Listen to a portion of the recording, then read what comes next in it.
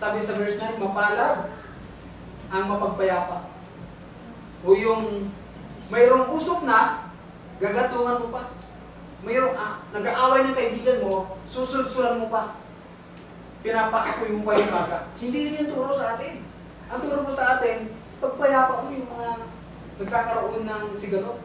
Kung mayroong nangyayaring kaguluhan sa kanilang kapwa.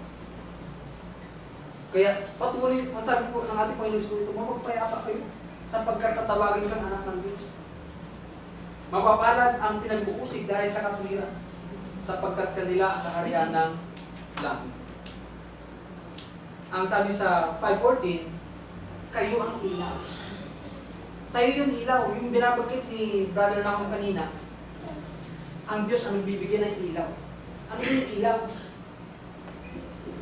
Patalinhaga po kasi magsalita ang ating Panginoon sa Kristo. Yung ilaw, ayon sa verse 16, yun yung mabubuting gawa. Kayo ang ilaw. Tayo yung ilaw na sa libutan. Kumbaga, ikaw yung makikita sa isang komunidad na gumagawa ka ng mabuti, parang naiiba ka. Diba sabi nga ng Roma 12 verse 2, ayun, huwag kayong magsiayon sa sanlibutan, kundi mag-iba kayo sa pamamagitan ng pagbabago ng inyong pag-iisip. Dapat iba ka. Iba yung ginagawa mo. Tayo yung maging ilaw. Maging mabuting halimbawa. Sinabi rin ng Apostol Pablo yan kay Timoteo sa 4:12 ng 1 Timothy. Maging halimbawa ay bawat isa. Kayo maging ilaw sa sanlibutan. Ang isang bayan na isang bayan, sabi ng ating Panginoong Hesus, patuloy siya nangangaral sa kanyang mga alagad. Ang sabi niya, ang isang bayan na natatayo sa ibabaw ng isang bundok ay hindi may tatago. Patalinhaga pa rin to. Yung isang bayan na nakatayo doon sa ibabaw, kitang-kita mo yun. Makikita mo yun dahil nasa taas mo ng bundok eh. Sabi ng ating Panginoong Jesucristo, nasabi sa 15, hindi rin nga pinagdiningasan ng isang ilawan na inilalagay sa ilalim ng isang takalan o tinatakpan. Mamamatay ko yan pag tinakpan mo. Kumbaga ilalagay sa talagang lalagyan ng ilaw na lumiliwanag sa lahat ng bahay. Isipin natin sa bawat isa sa atin na tayo yung ilaw. Na ikaw yung magiging halimbawa doon sa isang kumpanya na pinagtatrabahuan natin. O doon sa school na pinapasokan natin. Na ikaw yung gumagawa ng mabuti ron. Dahil nga, ang utos po sa atin ay maging magandang ehemplo. Nasabi sa 16, lumiliwanag na gayon ang inyong ilaw sa harapan ng mga tao na dapat makita yun ng mga tao na nakapaligid sa atin yung mabuting gawa. Ang sabi po rito, lumiliwanag ng gayon ang ilaw sa harapan ng mga tao upang makita nila ang inyong mabubuting gawa at kanilang luwalhatiin ang inyong Ama na nasa langit. Di ba?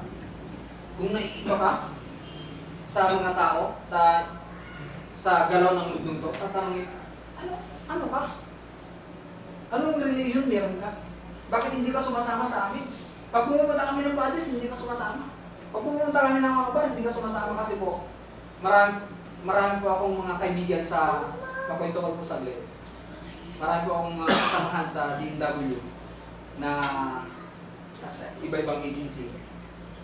Kapag nagkikibig po sila, hindi pa ako nakasama. One time ko lang po sila sinamahan at para mapagbigyan lang. So, nagtatanong sila sa akin, bakit hindi raw ako sumasama sa kanila. Nung una, hindi nila nalaman na nagtuturo po ako ng Biblia. Pero nung nalaman po nila nagtuturo na ako, hindi nila akong niyayain. So, nagtataka sila, bakit ano daw yung ginagawa ko. Ang tawag na po sa akin ng mga tropa ko ay parang banal ba? Parang pagdating ko, kung nasa meet na namin po sila, nasa isang mesa, pagdating ko, magbubulungan na sila, nandiyan na yung banal.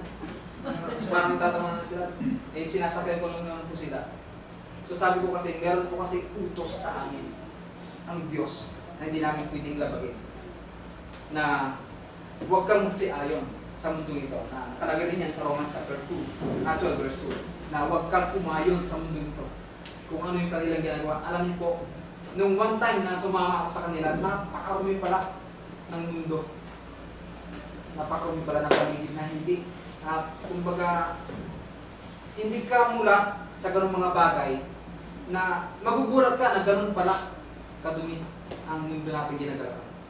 Na sana ay maging ganun tayo na mag-iba tayo ng paglakad sa mundong ito. Dahil yun yung mga Kristiyano eh. Yun yung utos ng ating Diyos. Na huwag tayong magsiayon sa mundo pong ito. Naubos na po yung oras ko. Sana sa maiksi na aking pagsasalita ay nakapulot po tayo ng ating babaunin sa araw-araw nating pamumuhay sa mundo ito, na ang ating Panginoon si Kristo hindi siya ipinanganak noong December 25. At kailangan nating ibahin yung ating mga lakad dahil mayroon pong mga utos sa ating mga puso na huwag tayong lumakad kung ano ang nilalakaran ng mundo ito. Mag-iba tayo sa pamamagitan ng pagbabago ng ating pag-iisip. At maging halimbawa tayo sa lahat ng mga tao. Muli, salamat sa inyong pakikinig at magandang.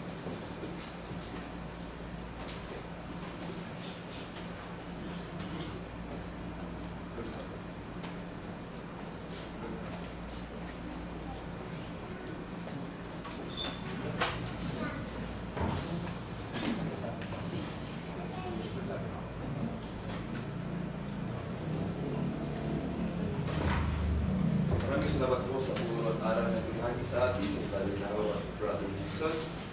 Tayo po yung papatuloy sa ating gawain sa pinakasentro. Pagtutulog ng tinapay at pagiging sa